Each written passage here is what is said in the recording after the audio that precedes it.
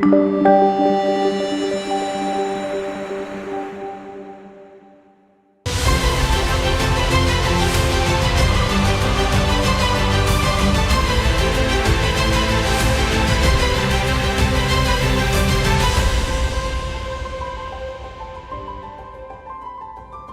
guys, my name is Ashley Stone and I am reading Lamentations 3 through 5. Chapter 3. I am the man who has seen affliction because of the rod of his wrath. He has driven me and made me walk in darkness and not in light. Surely against me he has turned his hand repeatedly all the day. He has caused my flesh and my skin to waste away. He has broken my bones. He has besieged and encompassed me with the bitterness and hardship. In dark places he has made me dwell, like those who have long been dead. He has walled me in so that I cannot go out. He has made my chain heavy. Even when I cry out and call for help, he shuts out my prayer. He has blocked my ways with hewn stone. He has made my paths crooked. He is to me like a bear lying in wait, like a lion in secret places. He has turned aside my ways and torn me to pieces. He has made me desolate. He bent his bow and set me as a target for the arrow. He made the arrows of his quiver to enter into my inward parts. I have become a laughingstock to all of my people. Their mocking song all the day. He has filled me with bitterness. He has made me drunk with wormwood. He has broken my teeth with gravel. He has made me cower in the dust. My soul has been rejected from peace. I have forgotten happiness. So I say, my strength has perished, and so has my hope from the Lord. Remember my affliction and my wandering, the wormwood and bitterness. Surely my soul remembers, and is bowed down with me. This I recall to my mind. Therefore I have hope. The Lord's loving kindness indeed never cease, for his compassions never fail. They are new every morning. Great is your faithfulness. The Lord is my portion, says my soul. Therefore, I have hope in him. The Lord is good to those who wait for him. To the person who seeks him, it is good that he waits silently for the salvation of the Lord. It is good for a man that he should bear the yoke of his youth. Let him sit alone and be silent, since he has laid it on him. Let him put his mouth in the dust, perhaps there is hope. Let him give his cheek to the smiter. Let him be filled with reproach. For the Lord will not reject forever, for he causes grief. Then he will have compassion, according to his abundant loving kindness, for he does not afflict willingly, or grieve the sons of men. To crush under his feet all the prisoners of the land, to deprive a man of justice in the presence of the Most High, to defraud a man in his lawsuit. Of these things the Lord does not approve. Who is there who speaks and comes to pass, unless the Lord has commanded it? Is it not from the mouth of the Most High that both good and ill go forth? Why should any living mortal or any man offer complaints in view of his sins? Let us examine and probe our ways, and let us return to the Lord. We lift up our heart and hands toward the God in heaven. We have transgressed and rebelled. You have not pardoned. You have covered yourself with anger and pursued us. You have slain and have not spared. You have covered yourself with a cloud, so that no prayer can pass through. You have made us mere offscouring and refuse in the midst of the peoples. All of our enemies have opened their mouths against us. Panic and pitfall have befallen us, devastation and destruction. My eyes run down with streams of water because of the destruction of the daughter of my people. My eyes pour down unceasingly without stopping, until the Lord looks down and sees from heaven. My eyes bring pain to my soul because of all the daughters of my city. My enemies, without cause, hunted me down like a bird. They have silenced me in the pit, and I have placed a stone on me. Waters flowed over my head. I said, I am cut off. I called on your name, O Lord, out of the lowest pit. You have heard my voice. Do not hide your ear from my prayer for relief. from my cry for help. You drew near when I called on you. You said, "Do not fear." O Lord, you have pleaded my soul's cause. You have redeemed my life. O Lord, you have seen my oppression. Judge my case. You have seen all their vengeance, all their schemes against me. You have heard their reproach, O Lord, all their schemes against me. The lips of my assailants and their whispering are against me all day long. Look on their sitting and their rising. I am their mocking song. You will recompense them, O Lord, according to the work of their hands. You will give them hardness of heart. Your curse will be on them. You will pursue them in anger and destroy them from under the heavens of the Lord. Chapter 4. How dark the gold has become, how the pure gold has changed. The sacred stones are poured out at the corner of every street. The precious sons of Zion, weighed against the fine gold. How they are regarded as earthen jars, the work of the potter's hands. Even jackals offer the breast, they nurse their young. But the daughter of my people has become cruel, like ostriches in the wilderness. The tongue of the infant cleaves to the roof of its mouth because of thirst. The little ones ask for bread, but no one breaks it for them. Those who ate delicacies are desolate in the streets. Those reared in purple embrace ash pits. For the iniquity of the daughter of my people is greater than the sin of Sodom, which was overthrown as in a moment, and no hands were turned toward her. Her consecrated ones were purer than snow.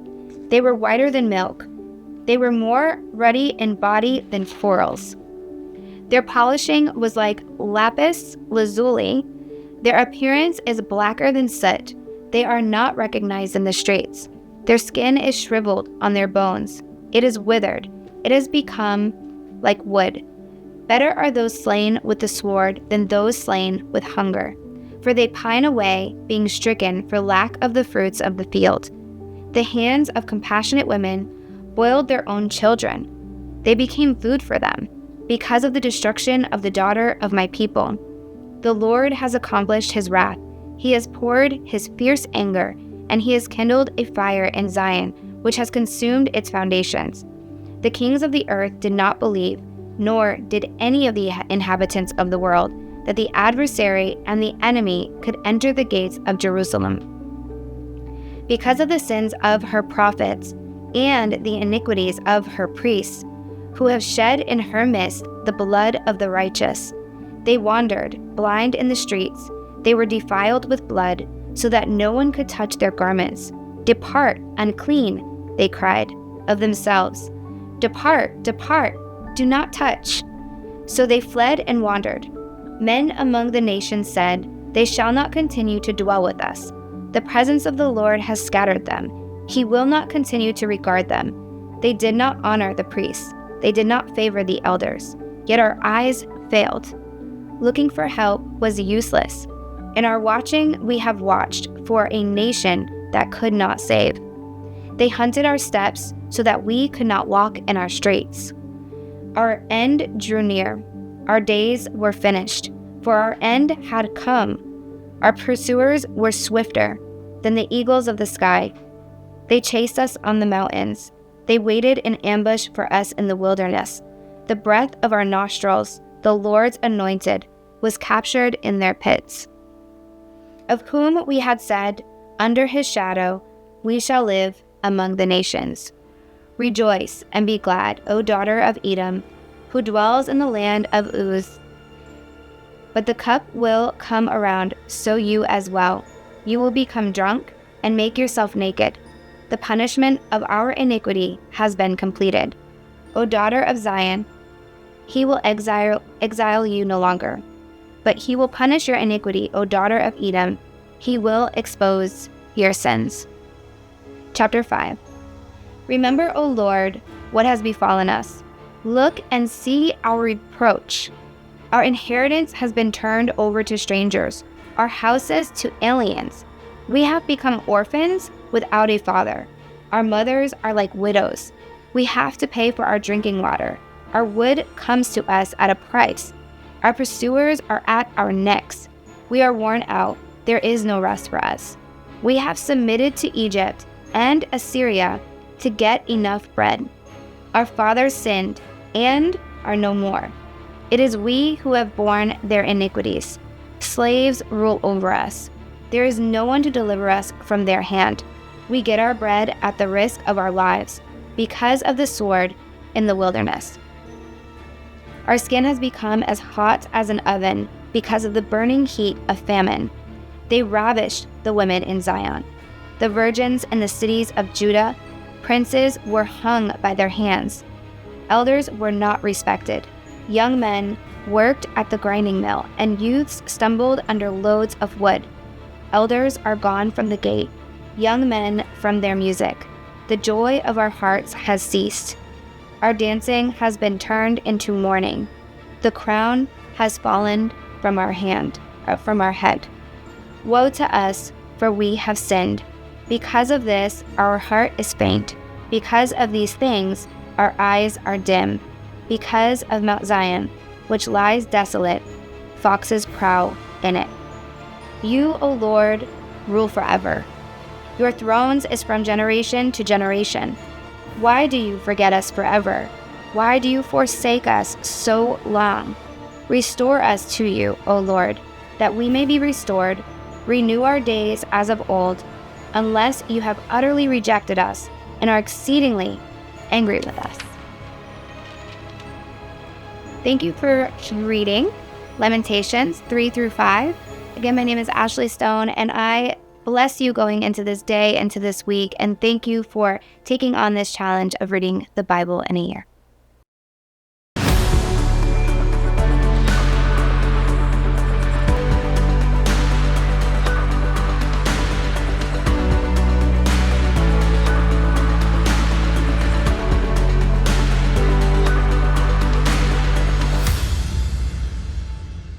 Hello, friend, and welcome to Fear into Faith Global Bible Revival, where we're on a mission to get 1 million people to read the Word of God cover to cover in a year. I'm your host, Summer Day, and with me in the studio today is Ashley Stone, the fabulous, the stunning in pink Ashley Stone. Thank you so much. Thank you for having me. This is literally a blessing to be here and to know you, so...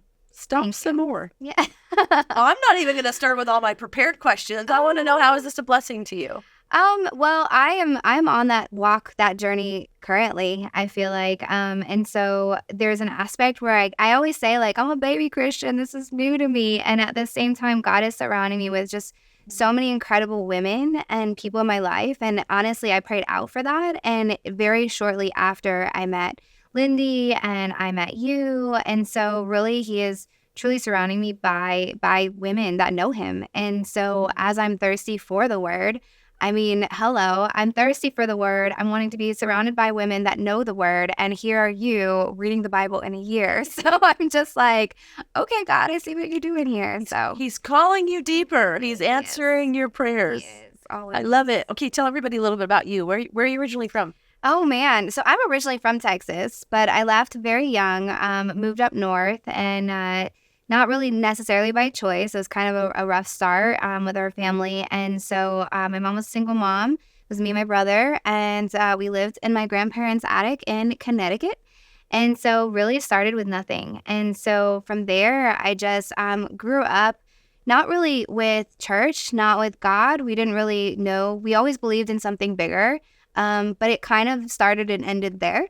It was really instilled in me to just be a strong little girl and to just, not really have emotions, and we're just going to kind of forge forward. We got to be tough. Mm-hmm. And, so yeah, I grew up in Connecticut in kind of rough beginnings and had really rough experiences in life, that unfortunately exposed me to trauma and, some just tough things as a teenager. And so I really felt like you're back in Texas now. I'm back in Texas now, completely God sent. And what do you do in Texas? In Texas, what do I do in Texas now? Yes. Girl, Are you a kindergarten teacher? No, I'm an entrepreneur. Yes, you are. Yeah, so serial entrepreneur. I've been a little bit in survival mode after COVID, but God completely directed me down here. And so from one extent, I started beauty trucks when I got here, pink beauty trucks.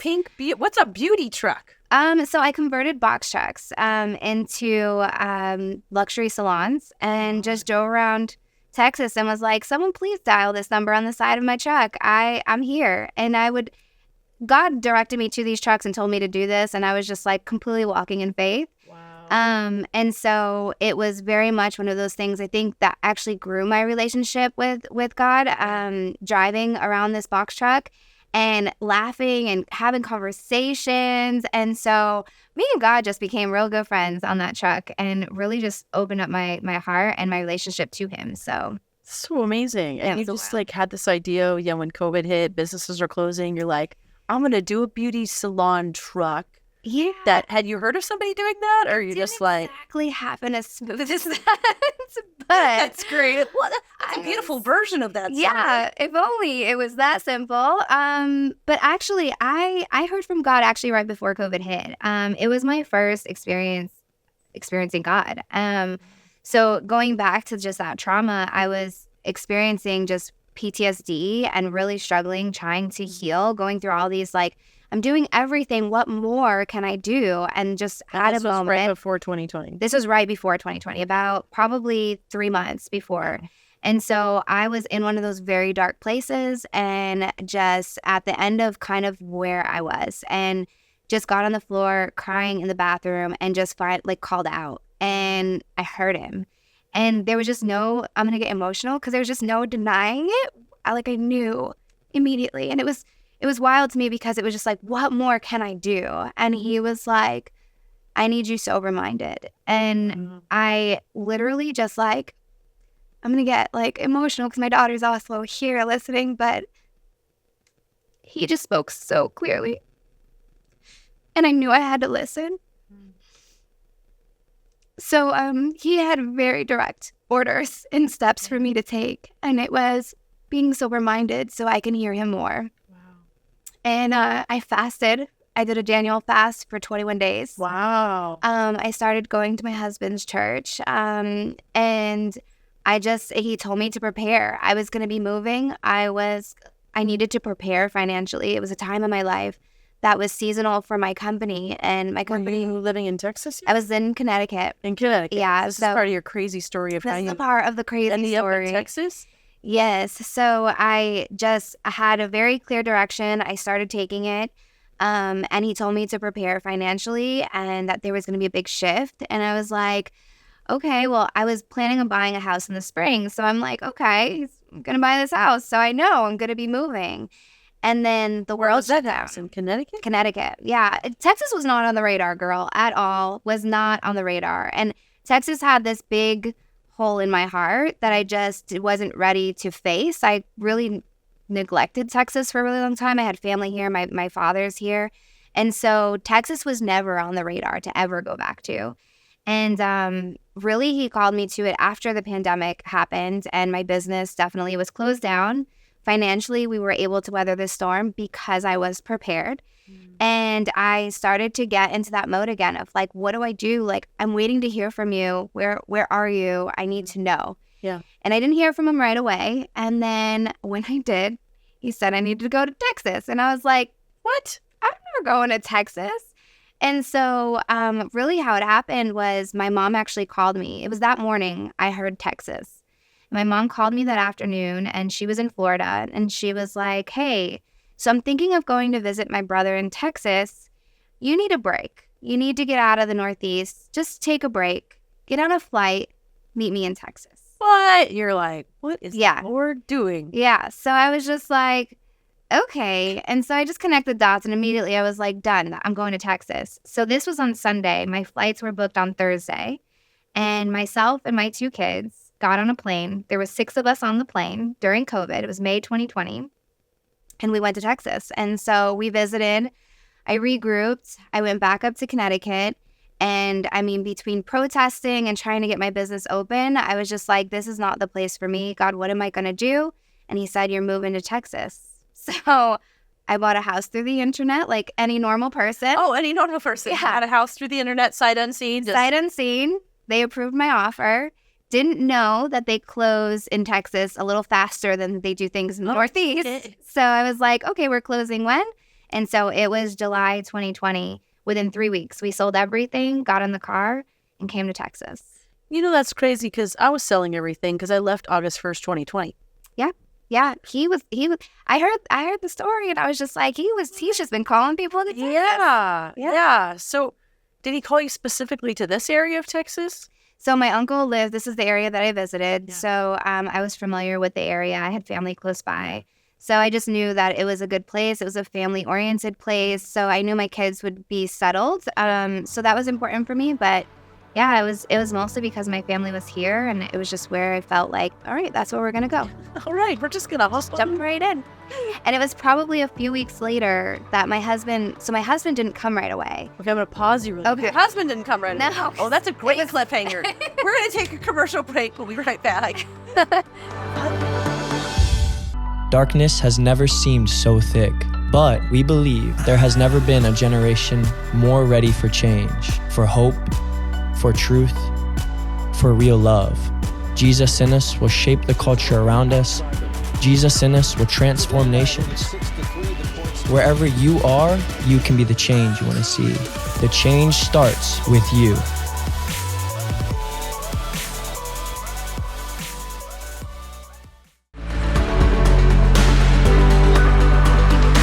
We're back, my friend, with Ashley Stone, and we were right at the cliffhanger because the Lord told you, go visit Texas. Then he said, go move to Texas. You sell everything within 3 weeks. Yeah. And then right before the break, you're like, oh, and my husband didn't come right away. No, I was wondering, what did hubby think about this whole Texas Yeah, thing? he wasn't exactly. He didn't get that same calling from the Lord. Yeah. So he was still working that out. So he actually worked in healthcare. He worked in the emergency room. So during the pandemic, as you can imagine, he was quite busy. So he had the stable job. So he had the health insurance and all those things. So he was like, you feel called to Texas. I'm not ready to go. So I'm going to support you on this and get you there with the kids. He drove us down and pretty much dropped us off and then flew back to Connecticut. And he had the stable job, so he did that for probably about 4 months. And we've been together for 22 years. And so for us, we've never been apart that long. So he would come and fly back every 3 weeks and visit. And it was on his first visit back, 3 weeks into living in Texas. He was like, what are you going to do? And I was just like, I don't know. And he mentioned going on the road. And also just a wild kind of situation when he mentioned it. I was like, well, it's got to be really nice, got to be really cool. And I was like, there's this really cool truck that I pinned on my Pinterest board like 3 years ago. Let me go see if I can find it. And so I went to my Pinterest board, I clicked on it, and it brought me to a link. And it was a marketing company out of Dallas, Texas. Stop. Yes. And so I was like, oh my gosh, it's 30 minutes away. Let me call them. So I literally, in that moment, it's 9 o'clock in the morning, called them. And they were like, yeah, we're a marketing company. We don't sell those trucks. We do those for big like brands and things like that. But if you want to come take a look, we might sell you one because COVID affected their business too. Oh my goodness. So I was like, done. Within 45 minutes, we were there, walked through it. And I was just like, there's no way. This is crazy. It was just like a wild idea. And then they said, yes, they would sell it to me. And I was like, okay, let me think about it. And I prayed on it. And it was just like he was giving me every sign. Like, this is it. This is where you got to go. This is what you got to do. And so we, on a wing and a prayer, because we cashed out my husband's 401k. I mean, we totally just risked everything, the last of what we had, and put it into this pink truck. This traveling pink truck. And then what happens? So I just got on the road and just, again, prayed that people would call. People did. And it had wild success. And truly through that whole process, I mean, it really challenged me. I would do these videos called #TruckChronicles, and I would share just this wild stuff between fighting with the hose, filling the water tank, or breaking down and not knowing what was wrong, and like power outages on it. So all these different things. But it tested my faith in a completely different way, because I was just like, I am here, and and I just see how he's working, and the people that I was meeting on this truck in a time like the world is still trying to come back, you know? And the people, I always believe when you're a hairstylist, you're kind of like a therapist. Oh, yes. With your clients. And it had been a while since I actually had done hair because I mostly was running my businesses before. But it just gave me this like reality of just like being able to connect with people. And it just became about that for me. It wasn't about money. It wasn't, I was like, okay, God, lead me to that next person. Who else do I need to meet? Yeah. Where were you driving around? Through DFW. Just driving around the Dallas area and just... They would just call and then I'd go and then and it was such a range. I kind of laughed a lot because I was like, this is such a social experiment because, you know, you have people from different, and at that time, I mean, people were on all different sides of the fence and their beliefs. And it was just like, you know, mask, no mask. Like, it was just all these different things. Everyone was just roaring about everything. Yeah. And so here I am, and I'm hearing really the inner behind the scenes of what that looked like for people truly, and all these different stories. And it was some people that lived here and some people that were brand new, just like me. Yeah. And so you just realize like all of this, like, it just was becoming this melting pot. So I got to meet so many different people. And were your kids at school? So you were doing it when the kids were at school? Did they come with you? Yeah, so they were at school. So they were back at school. And that was kind of one of the factors. Like, Texas had schools that were open. So they wanted to go back to school. So while they were at school, I was on the truck. And I would get home by the time they got home from school. And so I worked during the week, during the day. And it was a great balance for us to get us at least on our feet when we first started here. Wow. And so what happened to the pink truck? Oh, the pink truck. So I feel like I have testimony on testimony on testimony because God always has a plan. So I did that for quite a while, for about 2 years. And I eventually, as I got off the truck, I was stopping at the house to go to the bathroom. No bathroom on the truck. So I stopped by the house. And as I was leaving the bathroom, I literally heard it to download this app. It was a realtor app that I used to always look at property. And I dreamed of owning my own building one day and getting off these trucks. And so just like clear as day, it was like, download this app. And so I downloaded it, and immediately what popped up was this building. And I was like, I just felt it. This building is meant for me. Wow. But I was just like, God, why are you showing me this building? I have no business buying a building right now. I have these trucks. Like, how many trucks did you have? I had 2 at that point. How did you have 2? Somebody else drove? Yeah, she met her at a gas station. She was praying for a mobile salon opportunity. What? Weird prayer. You meet a lady at a gas station who's like, how did you, like, literally, can I buy you gum? Like, literally was praying. I was putting gas in my truck, and she's like, this is going to be really weird, but this is my dream right here. And I was just like, okay. And I was in between appointments. So I was just like, yeah, you want to see it? So I showed it to her, and then she told me, she's like, I have been praying to the Lord. She completely like shared her heart with me. And I was like, I am burnt out. I was so booked. And I was just like, you can do this with me. And so I trained her and bought another truck. Yeah. So just, and come on, duplicated yourself. Yeah. Girl at a gas station. So much fun. Girl in a gas station. And my indicator was, I mean, as soon as she was like, I prayed for, you know, something like this. And here you go driving by a stoplight. She followed me to the gas station. She's like, this is my dream. Yeah. So I was like, yeah, let's do it. Okay. So do you still have the trucks? No, actually.